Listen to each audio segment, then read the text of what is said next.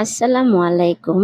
আজ আমি আপনাদেরকে কট ফিতা তৈরি কিভাবে করে সেটা দেখাবো। দেখুন, আমি একটি কাপড় নিয়েছি, লম্বালম্বি যেদিকে টানলে কাপড়টা ক্রপ হবে, মানে ভাঁজ পড়বে, ওইভাবেই আপনাকে কাপড়টাকে কাটিং করে নিতে হবে।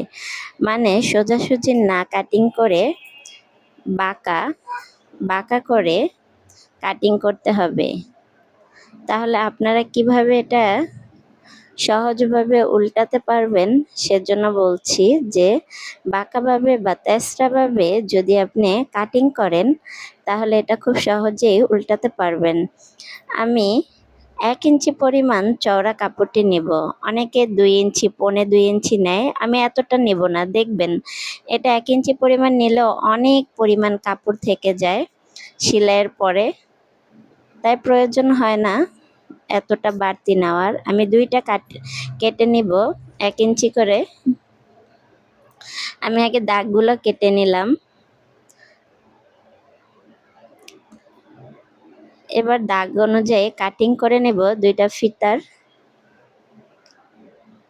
কাপড়।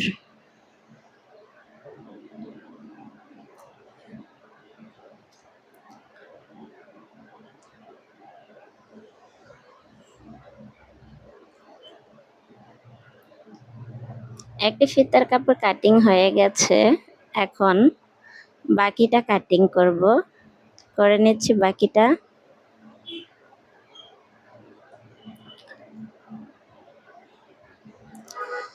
এবার আমি সোজা সাইড ভিতরের দিকে রেখে উল্টা সাইড সেলাই করব। সোজা সাইড দেখুন, এই যে সোজা সাইডটি আছে এটা ভিতরে থাকবে, আর উল্টাভাবে আমি সেলাই করব। চলুন তাহলে সেলাই চলে যাই। মাথাটা 2 ভাঁজ করে মাথাটা আমি প্রথমে মেরে দিব, একেবারে মেরে দিব।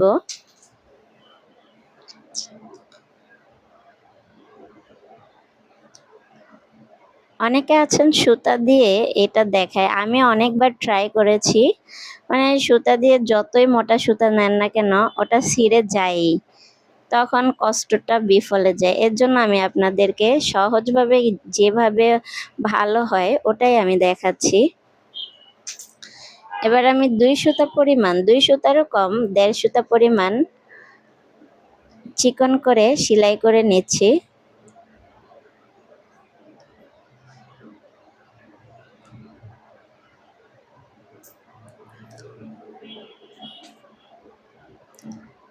একটি হয়ে গেল সেলাই করা, এবং এখন আমি বাকিটা সেলাই করে নেব। এটাও আমি মাথাটা আটকে নেব।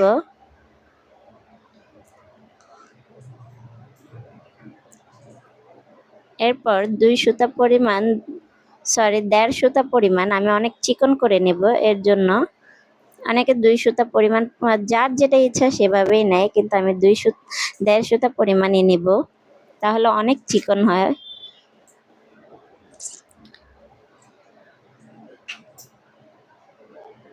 সেলাই করা হয়ে গেল আমার ফিতা তৈরির কাপড়। এবার আমি একটি স্ক্রু নিয়েছি,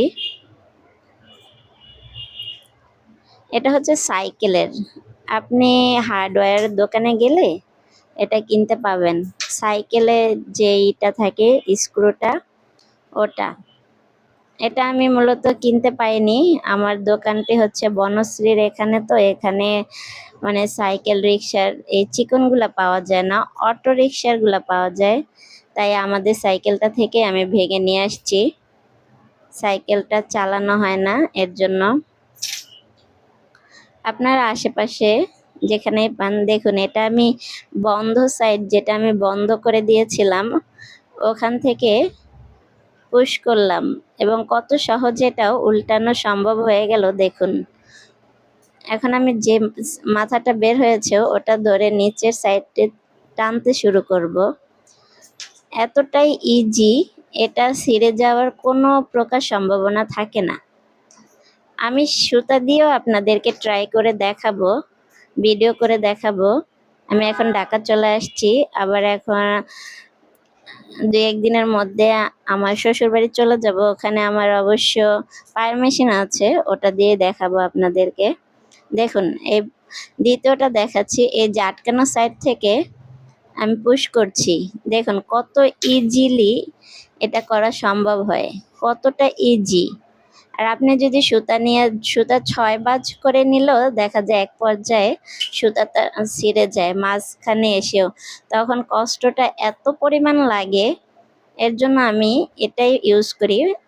আগে আমি সুই দিয়ে করতাম, কিন্তু এখন আর করি না, আমি এই সাইকেল স্ক্রু দিয়েই করি। দেখুন কত তাড়াতাড়ি কত সহজভাবে এটা উল্টানো সম্ভব হলো।